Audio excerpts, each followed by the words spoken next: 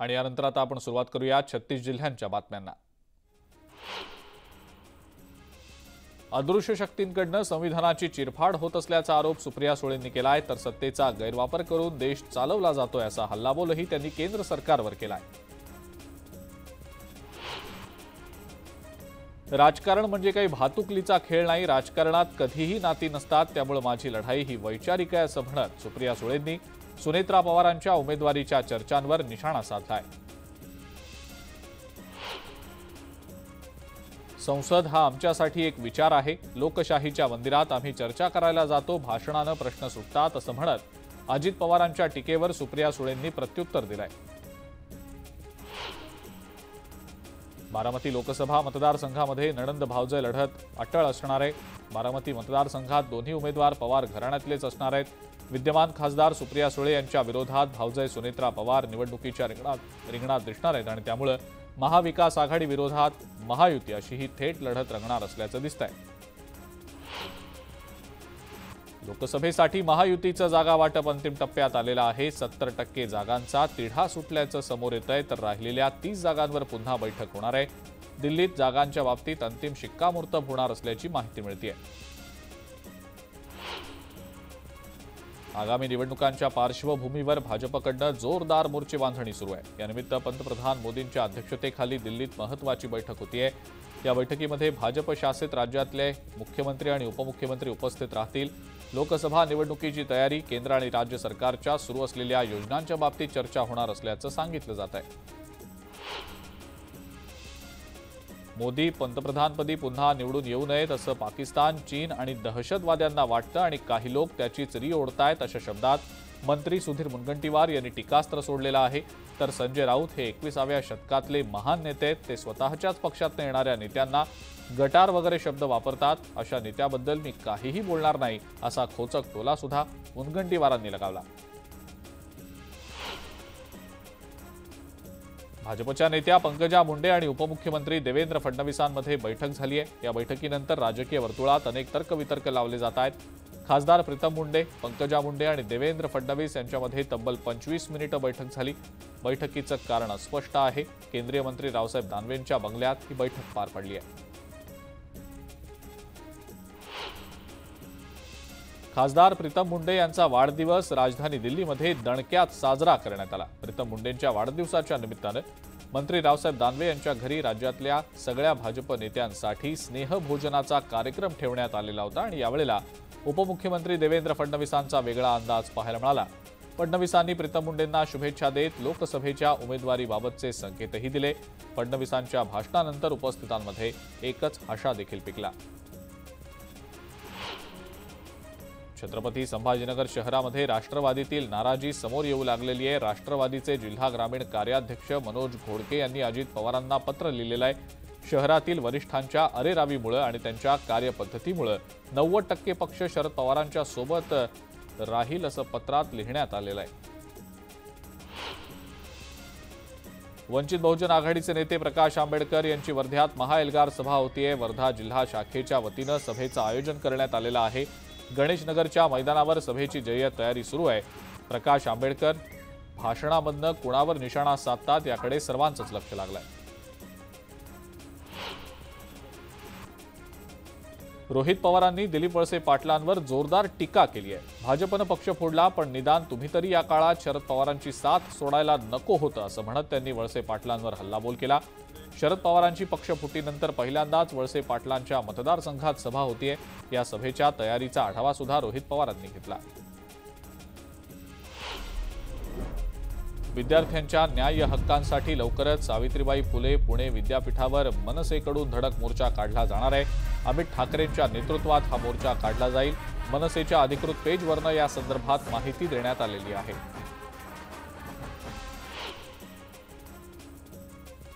मुख्यमंत्री एकनाथ शिंदे आज साताऱ्याच्या दौऱ्यावर आहेत। पाचगणीत मुख्यमंत्र्यांचं दुपारी आगमन होईल आणि त्यानंतर मुख्यमंत्री आंतरराष्ट्रीय पॅराग्लायडिंग स्पर्धेच्या बक्षीस समारंभाला उपस्थिती दर्शवणार आहेत। तसंच स्ट्रॉबेरी विथ सीएम हा अभिनव उपक्रम देखील राबवला जाणार आहे। भाजप युवा मोर्चाच्या जिल्हाध्यक्षा अंकिता पाटील ठाकरे यांनी अत्यंत महत्त्वाचं वक्तव्य केलेलं आहे आणि यामुळे राजकीय वर्तुळात उलटसुलट चर्चांना सुरुवात झालेली आहे। आघाडीमध्ये असताना तीनही वेळेला त्यांनी शब्द दिला आणि नंतर फिरवला। आमची फसवणूक केली आणि आमच्या पाठीत खंजीरही खुपसला। त्यामुळे जे आमचं विधानसभेला काम करतील त्यांचंच आम्ही लोकसभेला काम करू असा इशारा अंकिता पाटील ठाकरे यांनी दिलेला आहे। मुख्यमंत्री एकनाथ शिंदे यांचा बालेकिल्ला असलेल्या ठाण्यामध्ये आज आदित्य ठाकरेंचा दौरा आहे। आदित्य ठाकरे ठाण्यात येऊन पदाधिकाऱ्यांशी संवाद साधणार आहेत। शिवसेनेतल्या फुटीनंतर पहिल्यांदाच मुख्यमंत्री एकनाथ शिंदे यांच्या कोपरी पाचपाखाडी मतदारसंघातल्या जाहीर राजकीय कार्यक्रमात आदित्य ठाकरे सहभागी होत आहेत। एमआयएमचे नेते असरुद्दीन ओवैसी आणि खासदार इम्तियाज जलील अकोला दौऱ्यावर आहेत। जलसा ए हालात ए हजरा या कार्यक्रमाच्या निमित्तानं ओवैसी आणि जलील अकोल्यात येत आहेत। संध्याकाळी 6 वाजता त्यांची जाहीर सभा होतीये। नांदेडमध्ये दुसऱ्या दिवशी सुद्धा एसटी सेवा बंद ठेवण्यात आलेली आहे, कारण गेल्या 2 ते 3 दिवसांपासून जिल्ह्यात मराठा आरक्षणामुळे आंदोलनं केली जात आहेत, रस्ते अडवले जात आहेत। त्यामुळे बस सेवा बंद ठेवण्याचा निर्णय घेतला गेला। मात्र बस सेवा बंद असल्यानं 2 दिवसांमध्ये जवळपास 80 लाख रुपयांचं एसटी महामंडळाचं नुकसान झालेलं आहे। राज्यामध्ये कोरोना रुग्णसंख्येत दिवसागणिक वाढ होतीये। शनिवारी राज्यात कोरोनाचे 40 नवे रुग्ण आढळले। त्यामुळे नागरिकांनी काळजी घ्यावी असं आवाहन आरोग्य विभागानं केलंय। मुंबई शहर आणि उपनगरांमधला तापमान 35च्या पार गेलेला आहे आणि त्यामुळे तापमानातली वाढ कायम होणार असल्याचंच दिसतंय। मुंबईकरांना ऐन हिवाळ्यातही उन्हाच्या झळांचा सामना करावा लागतोय। तापमान वाढीमुळे उन्हाचा कडाका कायम राहण्याची दाट शक्यता आहे। एकीकडे गावचा विकास व्हावा म्हणून प्रत्येक गावकरी आपलं गाव पालिकेत समाविष्ट व्हावं म्हणून प्रयत्न करत असतात, तर दुसरीकडे आयटी हब म्हणून प्रसिद्ध असणाऱ्या हिंजवडी आणि त्याच्या आजूबाजूच्या गावांनी पालिकेत समाविष्ट होण्याला विरोध केलाय। हिंजवडी गावातील गावकरी स्वतंत्र नगरपालिकेसाठी आग्रही आहेत। समृद्धी महामार्गावर गस्तीसाठी असलेल्या पोलिसांच्या वाहनांमध्ये गेल्या 15 दिवसांपासून डिझेलच नसल्यानं काही वाहनं जागच्या जागी आहेत। त्यामुळे महामार्गावरच्या पोलिसांची गस्त गेल्या 15 दिवसांपासून थांबलेली आहे। समृद्धी महामार्गावरील डिझेल पंप चालकाचं बिल थकल्यामुळे डिझेल पंप चालकानं पोलिसांच्या वाहनांना डिझेल द्यायला नकार दिल्याचा धक्कादायक प्रकार समोर आलेला आहे। जळगावातल्या पाचोऱ्यातल्या खडकदेवळा इथल्या हिवरा मध्यम प्रकल्पाचा डावा कालवा फुटल्यानं लाखो लिटर पाणी वाया गेलंय। दरवाजे नादुरुस्त झाल्यानं लाखो लिटर पाण्याची नासाडी झालेली आहे। या घटनेतल्या दोषींवर कारवाईची मागणी नागरिकांकडून होतीये। राष्ट्रवादी काँग्रेसकडून छत्रपती शिवाजी महाराजांच्या जयंतीच्या निमित्तानं संपूर्ण राज्यभर शिवस्वराज्य सप्ताह राबवला जातोय। अकोल्यातही वैभव आझाद पार्क आणि असदगड इथल्या किल्ल्यांची साफसफाई करण्यात आलेली आहे। मालेगावच्या गिरणा धरणाचा एक दरवाजा उघडून त्यातलं पाणी 2000 क्युसेक्सनं गिरणा नदीमध्ये सोडलं जात आहे आणि त्यामुळे नदीकाठच्या गावांना सतर्कतेचा इशारा पाटबंधारे विभागानं दिलेला आहे। मुंबईमध्ये राबवल्या जात असलेल्या स्वच्छता मोहिमेचे सकारात्मक परिणाम दिसतायत। मुंबईतल्या हवेच्या गुणवत्तेत सुधारणा झालेली आहे। काही ठिकाणी गुणवत्ता निर्देशांक 50 इतका आहे। विशेष उपाययोजनांमुळे वायू प्रदूषणात घट झाल्याचा दावा पालिकेनं केलाय। मध्य रेल्वेच्या पुणे मिरज रेल्वे मार्गावर तारगाव मसूर शिरवडे सेक्शनमध्ये ट्रॅफिक ब्लॉक घेतला जाणार आहे। रेल्वे ट्रॅक दुहेरीकरण आणि विविध अभियांत्रिकी कामांसाठी हा ब्लॉक घेतला जाणार आहे। काही गाड्यांच्या वेळापत्रकावर यामुळे परिणाम होणार आहे। गेल्या अनेक दिवसांपासून प्रतीक्षा असलेली भाईंदर ते वसई रोरो सेवा येत्या 20 फेब्रुवारीपासून सुरू होतीये। एका वेळेला 100 प्रवासी आणि 33 गाड्या वाहून नेण्याची या फेरी बोटीची क्षमता आहे। पनवेल ते चिपळूण आणि रत्नागिरी दरम्यान अनारक्षित विशेष मेमू ट्रेन चालवण्याचा निर्णय कोकण रेल्वेनं घेतलेला आहे। ही विशेष अनारक्षित मेमू गाडी 19 फेब्रुवारीला दुपारी 3:15 वाजता चिपळूण स्टेशनमधून सोडली जाणार आहे।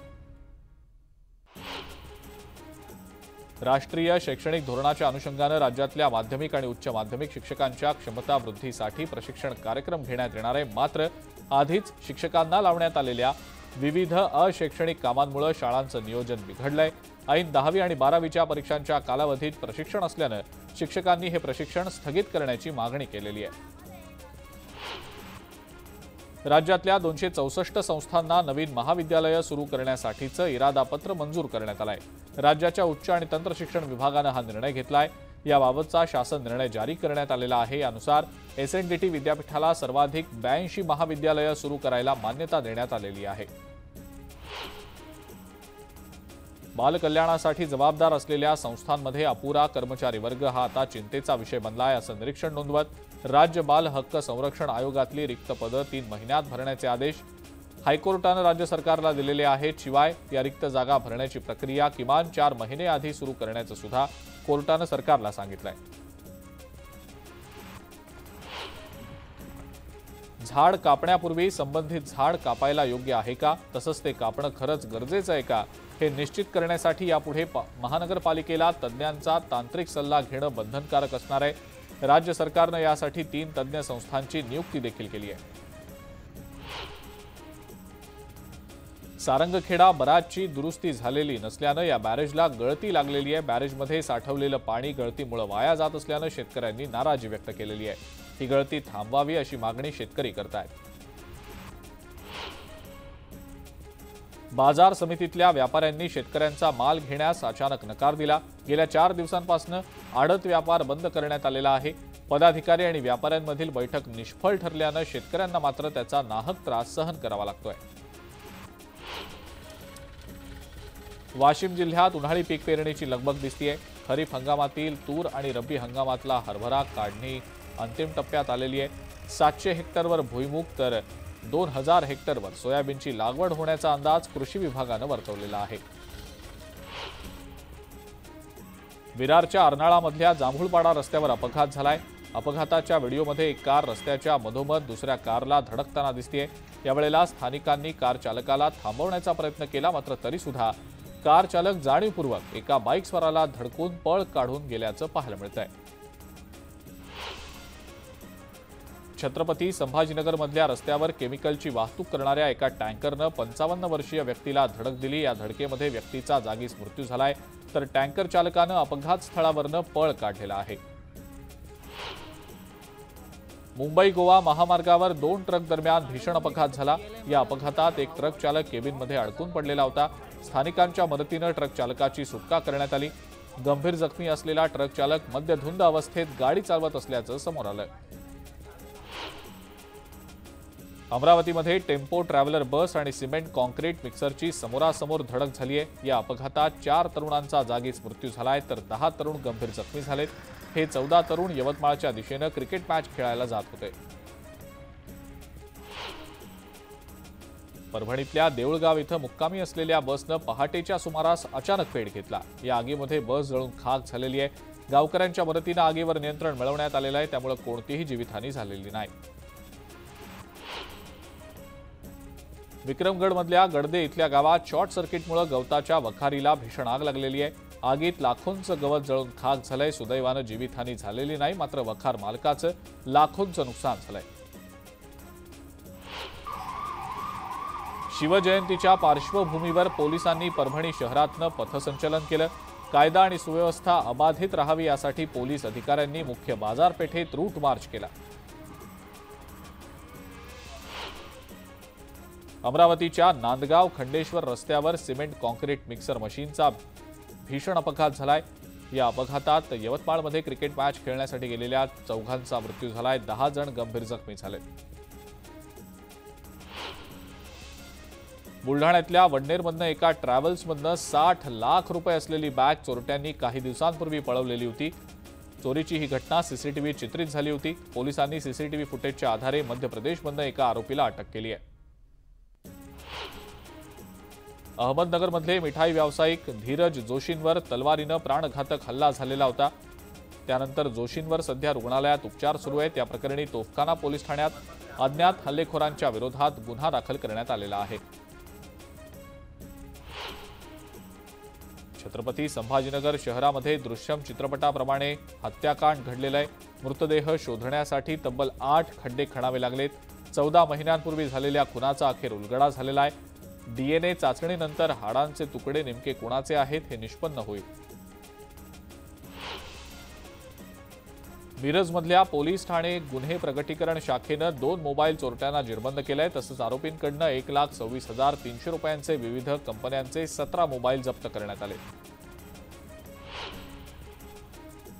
चंद्रपुरात डम्पिंग यार्डमध्ये एका युवकाचा मृतदेह आढळल्यानं एकच खळबळ उडालेली आहे. गुन्हेगारी प्रवृत्तीच्या सुरतसिंग कुवर याची अष्टभुजा वॉर्ड परिसरात दहशत होती. मात्र एका पार्टीत साथीदारांच्या वादात 5 जणांनी मिळून त्याची हत्या केल्याचं समोर येत आहे. पोलिसांनी या प्रकरणी आरोपींना ताब्यात घेतलंय. शिर्डीतल्या एका चहा विक्रेत्यावर जीवघेणा हल्ला झालाय. साई मंदिराच्या गेट नंबर 1 समोरची ही घटना आहे. सिगरेटचे पैसे मागितल्यानं विक्रेत्यावर चक्क चाकूनं वार करण्यात आले. हल्लेखोर सध्या फरार आहे. देशासाठी कर्तव्य बजावत असताना बागलाणच्या राकेश काकुळते या जवानाला वीरमरण आलेलं आहे. आर्मीच्या मुख्यालयात कार्यरत असताना त्यांना हृदयविकाराचा धक्का बसून त्यांचा मृत्यू झाला. त्यांच्या निधनाच्या वृत्तानंतर संपूर्ण तालुक्यावर शोककळा पसरली आहे. राज्य सरकारनं मराठा आरक्षणासाठीच्या अध्यादेशाची अंमलबजावणी करावी या मागणीसाठी सांगोल्यात शहाजी बापू पाटलांच्या कार्यालयासमोर मराठा समाजाकडून आंदोलन करण्यात आलं. यावेळेला आंदोलनकर्त्यांनी सरकारविरोधात जोरदार घोषणाबाजी देखील केली आहे. पैठणमधल्या दिगंबरराव कावसानकर क्रीडांगणासाठी आरक्षित ठेवलेल्या जागेवर अतिक्रमण करण्यात आलंय. या जागेवर अनधिकृत रस्त्यांचं बेकायदा बांधकाम सुरू आहे. ते तत्काळ रद्द करावं यासाठी क्रीडाप्रेमी 19 फेब्रुवारीला सामूहिक आत्मदहन करतील असा इशारा देण्यात आलेला आहे. भुसावळमध्ये राष्ट्रवादी काँग्रेसकडून जिल्हाध्यक्ष उमेश निमाडे यांच्या उपस्थितीत स्वराज्य सप्ताह कार्यक्रमाचं आयोजन करण्यात आलेलं होतं. यात शिवरायांच्या प्रतिमेला पुष्प अर्पण करत त्यांच्या शौर्य आणि पराक्रमाला उजाळा देण्यात आला. चंद्रपूरच्या बल्लारपूर तालुक्यात जखमी अवस्थेत आढळलेल्या बिबट्याला वनविभागानं ताब्यात घेतलंय. पेपर मिलच्या मागच्या भागात एका नाल्याशेजारी बिबट्या आढळलेला होता. बिबट्याला उपचार केंद्रात नेण्यात आलेला आहे.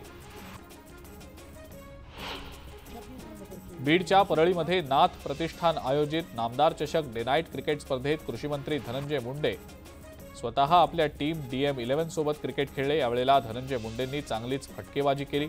तर मुंडेंनी बॉलिंगमध्ये 4 ओव्हरमध्ये 3 विकेट घेतल्या.